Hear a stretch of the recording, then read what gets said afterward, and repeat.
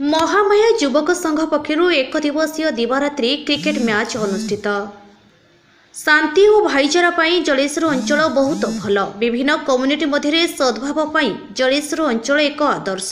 पूर्वर समय थिला पिलांक कोलाहल रे गाँ दांड फाटी पड़ुथिला। कबाड़ी, लुचकाली और क्रिकेट भली विभिन्न प्रकार खेलकूद आसर जमुथिला। खरारे क्रिकेट, लुचकाली और वर्षारे कबाड़ी, फुटबॉल खेल प्रकृति सह ए मनीष समाज अंगागी जड़ित थिला। किंतु एबे समय संपूर्ण बदली जाइछि। गाँर से माटीदांड एबे कंक्रीट हो जाइछि। कितिकितिर शब्द केवेठु कबर ने सारिछि। खरा वर्ष सह संपर्क नाही। पिला एबे शारीरिक खेलकूद छाड़ी डिजिटल खेल मातिछंती।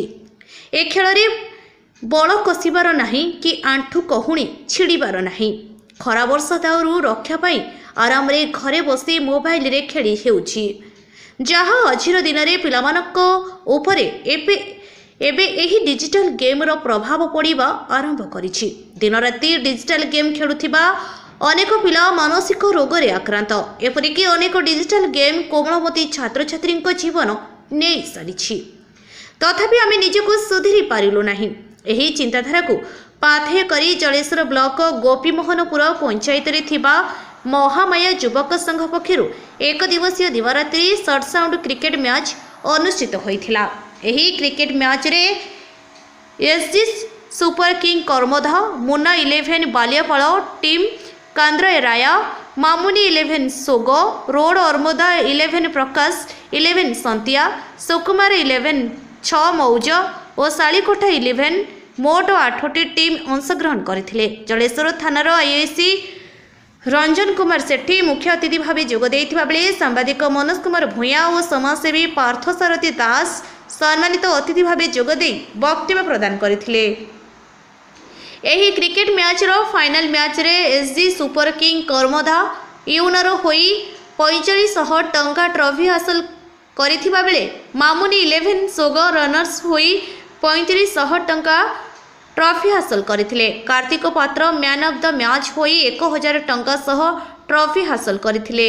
एही मैच को महामाया युवक संघर सदस्य जथा रंजन कुमार गिरी, समीर कुमार जेना, सत्य सुंदर दे, वासुदेव चंद, तन्मय चंद, ज्योति प्रकाश दे, कार्तिक दे, सत्य जेना, देवाशीष जेना प्रमुख उपस्थित रही परिचालना करथिले। मो पार्थसारथी दास महामाया युवक संघर संपादक। जी महामाया युवक संघ चकसाई छमुज रे एक शॉर्ट फील्ड क्रिकेट मैच रे आयोजन करा जायछि। जो थिरे छमुज, शालीकोठा, जलेश्वर, कादराया, बालियापाल, कमरदा ये सब टीम आसी शॉर्ट फील्ड क्रिकेट मैच होची।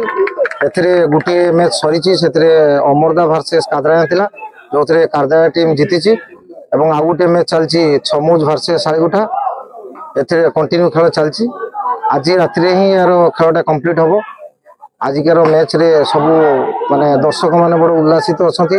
आम सान भाई मानकर ये सब एक संगठित है ये सब एमती गोटे छोट मैच को माने आयोजन करा जायछि। जलेश्वर मनोज कुमार भूया रिपोर्ट, अपराह्न लाइव।